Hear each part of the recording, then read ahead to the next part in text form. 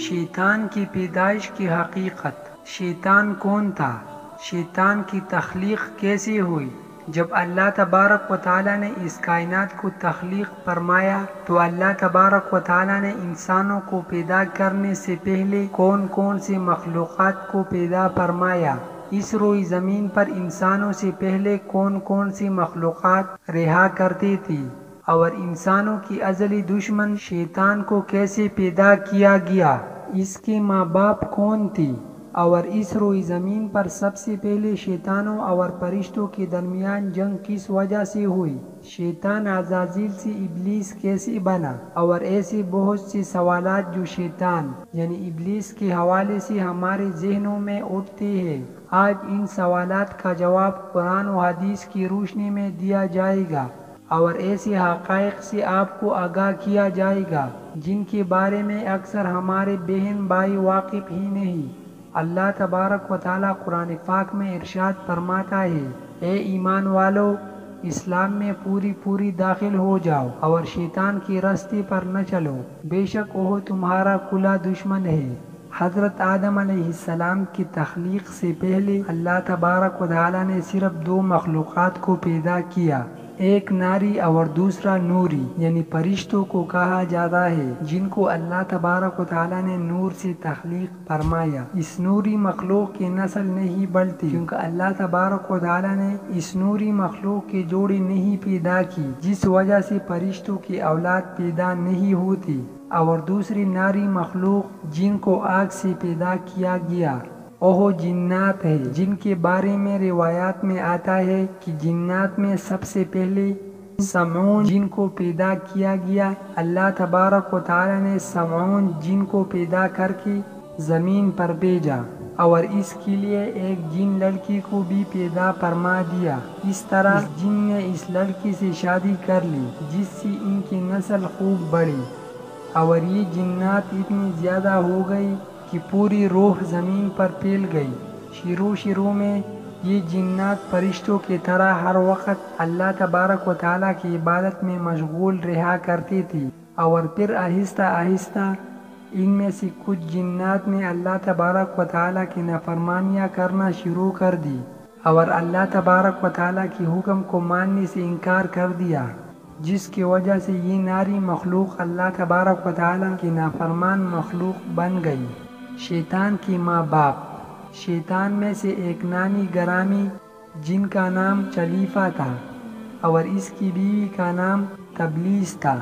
یہ دونوں بہت ہی قد آور اور بہادر تھی۔ کہا جاتا ہے کہ چلیفہ جن کی شکل و صورت ببرشیر کی طرح تھی، اور تبلیس کی شکل بھیڑیے سے ملتی جلتی تھی۔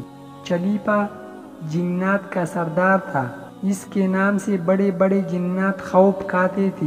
چنانچہ چلیفہ اور تبلیس کے میلاد سے ایک بچہ پیدا ہوا جس کا نام انہوں نے عزازیل رکھا۔ یہ بچہ اپنے والدین کی طرح بہادر اور دراز قد کا تھا۔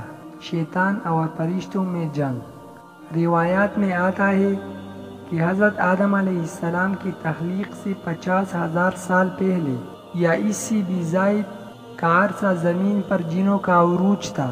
اس روئی زمین پر ہر طرف جنات ہی جنات تھی۔ یہ جنات زیادہ شریر تھے، اور یہ زمین کے اندر فتنہ فساد پھیلاتے تھے۔ اس طرح جب جنات نے اس زمین پر فساد پھیلانا اور تباہی مچانا شروع کر دی تو اس وقت اللہ تبارک و تعالیٰ نے فرشتوں کو حکم دیا کہ زمین پر جاؤ اور جنوں سے جنگ کرو، تو فرشتے اللہ تبارک و تعالیٰ کے حکم سے زمین پر اترے۔ ان فرشتوں نے جنوں کو حکم دیا کہ اللہ تبارک و تعالیٰ نے حکم دیا ہے کہ زمین میں امن و امان سے زندگی بسر کرو، لیکن جنات نے فرشتوں کی بات کو ماننے سے انکار کر دیا، جس کی وجہ سے جنات اور فرشتوں کے درمیان بہت بڑی جنگ ہوئی۔ اس خوفناک جنگ میں عزازیل کے والدین یعنی چلیفہ اور تبلیس نے بھی شرکت کی۔ اس جنگ میں فرشتے اللہ کے حکم سے جنات پر غالب آ گئی۔ اس جنگ کے اندر بہت ساری جنات مارے گئے، جن میں عزازیل کے والدین بھی شامل تھے، اور باقی سرکش جنات کو اللہ تبارک و تعالیٰ کے حکم کے مطابق قید کر لیا گیا۔ ان قیدیوں میں عزازیل بھی شامل تھا۔ فرشتے جب ان جنات کو قید کر کے آسمانوں کی طرف لے گئی تو شیطان بھی ان کے ساتھ آسمان پر چلا گیا۔ پھر اللہ کی طرف سے فرشتوں کو حکم ملا کہ عزازیل کی بہترین تربیت کی جائے اور اس کی اچھی پرورش کی جائے۔ فرشتوں نے عزازیل کو عبادت کرنے کے بہترین طریقوں سے آگاہ کیا، جس کی وجہ سے عزازیل اللہ تبارک و تعالیٰ کا ایک عبادت گزار بندہ بن گیا اور اللہ تبارک و تعالیٰ کی بارگاہ میں بہت بڑا مرتبہ حاصل کر لیا۔ اس دوران عزازیل بہت قابل اور عقل مند بن گیا۔ اس وقت اللہ تبارک و تعالیٰ نے عزازیل کو فرشتوں پر استاد مقرر کر دیا۔ عزازیل فرشتوں کو تعلیم و تربیت دینے لگا اور فرشتے عزازیل کے پاس آتی اور علم حاصل کرتی۔ فرشتے عزازیل کو نیک اور پرہیزگار کہا کرتے تھے۔ حضرت کعب بن احبار رضی اللہ تعالیٰ عنہ بیان کرتے ہیں کہ عزازیل 40,000 سال تک جنت کا خزانچی رہا اور 80 سال تک وہ فرشتوں کے ساتھ رہا اور 20,000 سال تک فرشتوں کو تعلیم و تربیت دیتا رہا۔ اس کا مقام اللہ تبارک و تعالیٰ کی بارگاہ میں اتنا زیادہ ہو گیا کہ اللہ تبارک و تعالیٰ کے سب سے مقرب فرشتے حضرت جبرائیل علیہ السلام، حضرت میکائیل علیہ السلام، حضرت اسرافیل علیہ السلام اور حضرت اسرائیل علیہ السلام بھی اس سے تعلیم و تربیت حاصل کیا کرتے تھے۔ اللہ تبارک و تعالیٰ اس کائنات کا حقیقی مالک ہے، اس سے کوئی بھی چیز پوشیدہ نہیں ہے۔ اللہ تبارک و تعالیٰ کو اس بات کا علم تھا کہ یہ عزازیل ایک دن میرے حکم کو جھٹلا دے گا اور اس کا خاتمہ کفر پر ہوگا۔ چنانچہ ایک دن عزازیل کا گزر لوح محفوظ کے قریب سے ہوا تو عزازیل نے لوح محفوظ پر دیکھا جس پر لکھا ہوا تھا کہ میں شیطان مردود سے اللہ کی پناہ مانگتا ہوں۔ اس تحریر کو پڑھنے کے بعد تقریباً 2000 سال تک عزازیل روتا رہا اور اللہ تبارک و تعالیٰ کی عبادت میں مصروف رہا۔ عزازیل اللہ تبارک و تعالیٰ کی بارگاہ میں یہ سوال کرنے لگا، یا رب العالمین، یہ اتنا بڑا شیطان مردود کون ہے جس سے پناہ مانگی جا رہی ہے؟ عزازیل کے سوال کا جواب دیتے ہوئے اللہ تبارک و تعالیٰ نے ارشاد فرمایا کہ میں نے ایک بندی کو اپنے ہر نعمت سے نوازا ہے۔ وہ بندہ ایک دن میرے حکم کو ماننے سے انکار کرے گا، جس کی وجہ سے اس کی ساری عبادت ضائع ہو جائے گی اور وہ شیطان مردود بن جائے گا۔ اللہ تبارک و تعالیٰ کا یہ فرمان سننے کے بعد عزازیل ہر وقت یہ سوچتا رہتا ہے کہ وہ شیطان مردود کون ہوگا۔ چنانچہ عزازیل نے اللہ تبارک و تعالیٰ سے کہا کہ یا رب العالمین، میں اس شیطان مردود سے ملنا چاہتا ہوں۔ تو اس وقت اللہ تبارک و تعالیٰ نے عزازیل کو فرمایا کہ تو جلد ہی اس بندے کو دیکھ لے گا۔ پھر اس کے بعد اللہ تبارک و تعالیٰ نے فرشتوں میں یہ اعلان کیا کہ میں زمین پر اپنا خلیفہ مقرر کرنے والا ہوں۔ عزازیل کو جب اس بات کا علم ہوا کہ اللہ تبارک و تعالیٰ ایک ایسے انسان کو پیدا کرنے جا رہا ہے جس کی پتلی کو بنانے کے لیے آسمانوں اور زمینوں سے مٹی کو اکٹھا کیا جا رہا ہے۔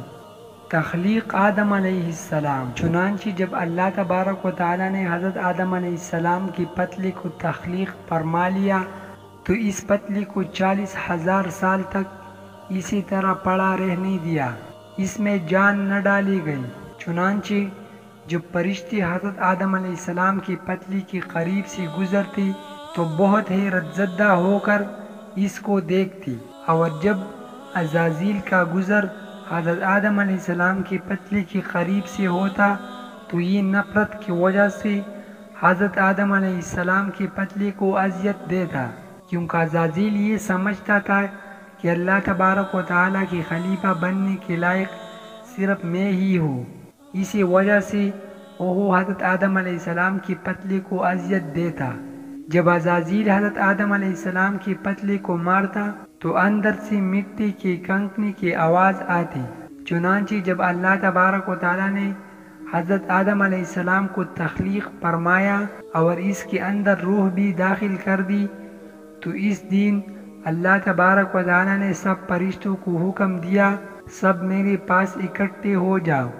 جب ساری فرشتے اللہ تبارک و تعالیٰ کی بارگاہ میں حاضر ہو گئی تو اللہ تبارک و تعالیٰ نے حکم دیا کہ میں زمین پر اپنا ایک بندہ پیدا کرنے والا ہوں جو زمین پر جا کر میری حکم کی تعمیل کرے گا۔ تو اس وقت فرشتوں نے اللہ تبارک و تعالیٰ کی بارگاہ میں عرض کی، یا رب العالمین، یہ بندہ زمین پر جا کر تیرا نافرمان ہو جائے گا، ہم تو ہر وقت عبادت میں مصروف رہتے ہیں۔ تو اللہ تبارک و تعالیٰ نے ارشاد فرمایا، جو کچھ میں دیکھ رہا ہوں وہ تم نہیں دیکھ سکتے۔ شیطان کی بغاوت۔ اس وقت سب فرشتوں کو حکم دیا گیا کہ حضرت آدم علیہ السلام کو سجدہ کرو، تو تمام فرشتے اللہ تبارک و تعالیٰ کے حکم کے مطابق حضرت آدم علیہ السلام کو سجدہ کرنے کے لیے جھک گئی، لیکن عزازیل نے حضرت آدم علیہ السلام کو بغض اور تکبر کی وجہ سے سجدہ نہ کیا۔ اس وقت اللہ تبارک و تعالیٰ نے عزازیل سے پوچھا کہ تم نے سجدہ کیوں نہیں کیا؟ اس وقت عزازیل تکبر اور غرور میں آ کر بولنے لگا، اے رب العالمین، تو نے مجھے آگ سے پیدا کیا اور اس پتلی کو مٹی سے پیدا کیا، میں اس مٹی کی پتلی سے کئی درجے بہتر ہوں۔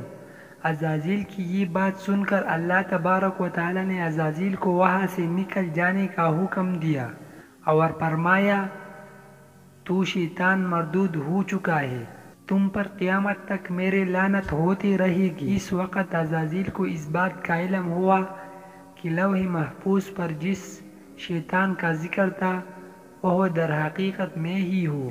اس طرح جب عزازیل اللہ تبارک و تعالیٰ کی نافرمانی کی وجہ سے شیطان مردود بن گیا تو اللہ تبارک و تعالیٰ سے کہنے لگا، اے رب العالمین، میں چاہتا ہوں کہ مجھے قیامت کے دن تک زندہ رہنے کی مہلت دی جائے۔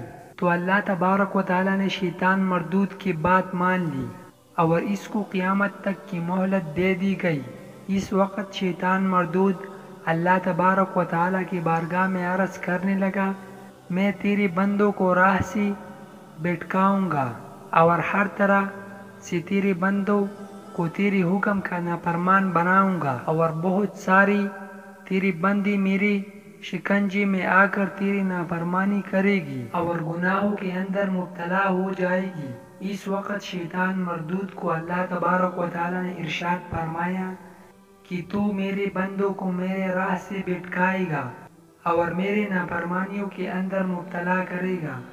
میری رحمت بہت بڑی ہے، میں اپنے کرم و فضل سے اپنے بندوں کو معاف کرتا جاؤں گا۔ اس طرح غرور اور تکبر کی وجہ سے عزازیل شیطان مردود بن گیا اور اللہ تبارک و تعالیٰ نے لعنت کا طوق اس کے گلے میں ڈال کر اس کو آسمان سے نیچے پھینک دیا، اور اس طرح شیطان مردود ہمیشہ ہمیشہ کے لیے اللہ تبارک و تعالیٰ کی رحمت سے دور ہو گیا۔ روایات میں آتا ہے کہ جب قرب قیامت دوسرا سور پھونکا جائے گا تو اس وقت اللہ تبارک و تعالیٰ شیطان کو دردناک موت عطا فرمائے گا، اور اس کے بعد شیطان مردود کو ہمیشہ ہمیشہ کے لیے جہنم میں داخل کر دیا جائے گا۔ اللہ تبارک و تعالیٰ سے دعا ہے کہ اللہ تبارک و تعالیٰ ہمیشہ اپنی فرمانبرداری میں زندگی گزارنے کی توفیق عطا فرمائے، اور شیطان مردود کی شر سے ہمیں، ہمارے اہل و عیال اور تمام امت مسلمہ کو محفوظ رکھے، آمین۔ وظننت أنا أني بذلك حزت غنى فوجدت أني خاسر فتلك مظاهر